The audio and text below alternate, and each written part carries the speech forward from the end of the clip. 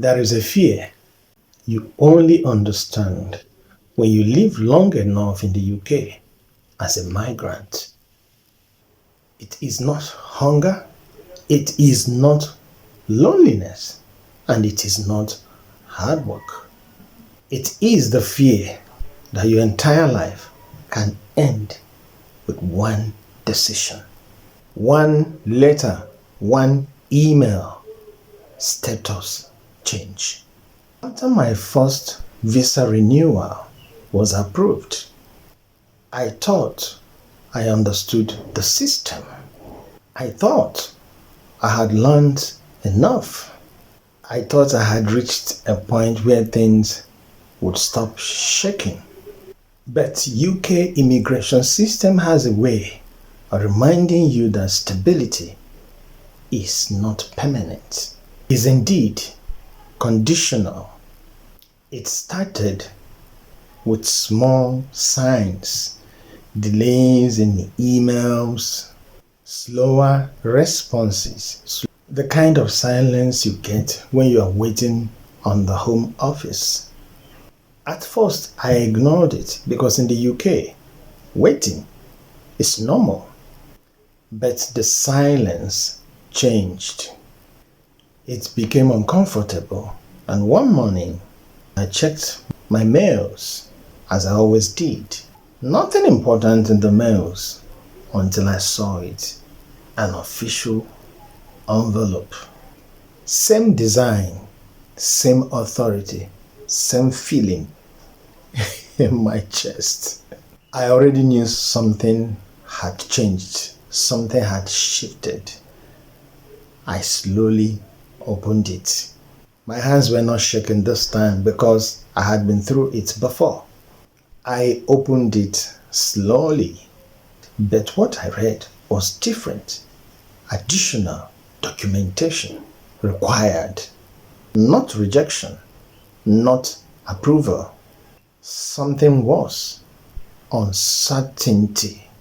They needed more proof of employment, more financial stability, a justification for me to continue to stay in the UK. And suddenly everything I had built felt incomplete. Once again, felt incomplete. I went to work that day with a heavy mind. Of course, I couldn't concentrate on my duties because I knew if I refused to respond correctly, my visa could be refused. And if that happened, everything changes. That evening, I sat alone, same room, same documents. But of course, different pressure because now I understood what was required. Because I understood the consequences clearly. Not theory, reality. I remembered something an older man once told me. In this country, UK, your papers are your life. But your life is always under review.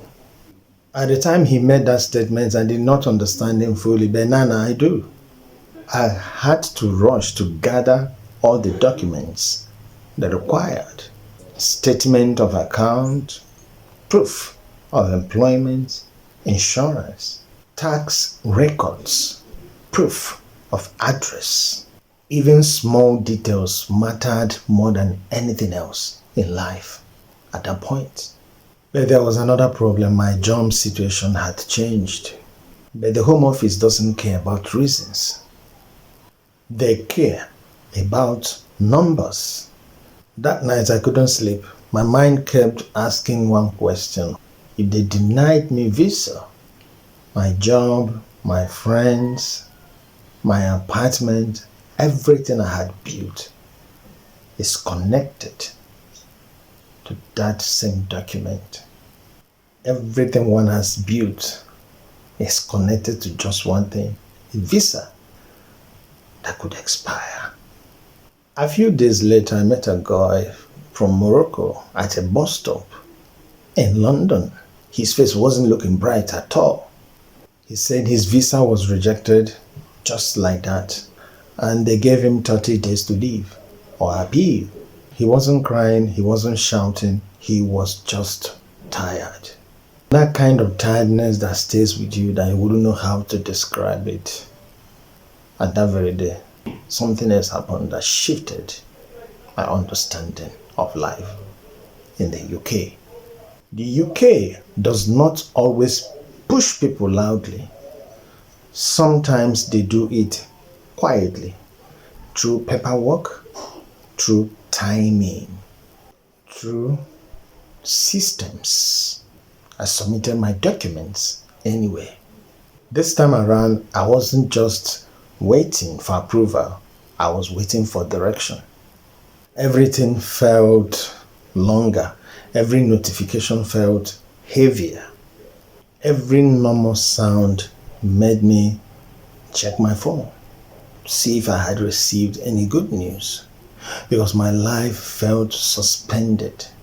Then one afternoon, the mail came.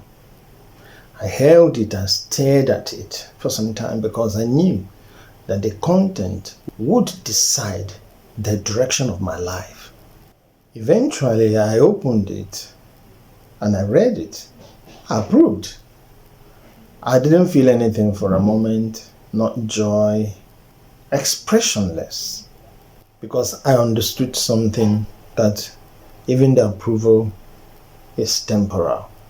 I walked outside, I saw a lot of people, and I asked a question: how many people are living like this on daily basis?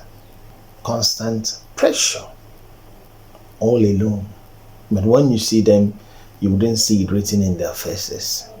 Everyone balancing life with documents they don't have full control. And that was when it became clear to me that in the UK, your life could look so beautiful, so stable on the outside, but on the inside, you are not comfortable. The residence permit is not just about staying, it's about understanding how fragile your staying is. And if you didn't lend out on time, the system will teach you in a way that may not be palatable. I urge you to like, to make comments, to share, and to subscribe. God bless you for watching. There will be more.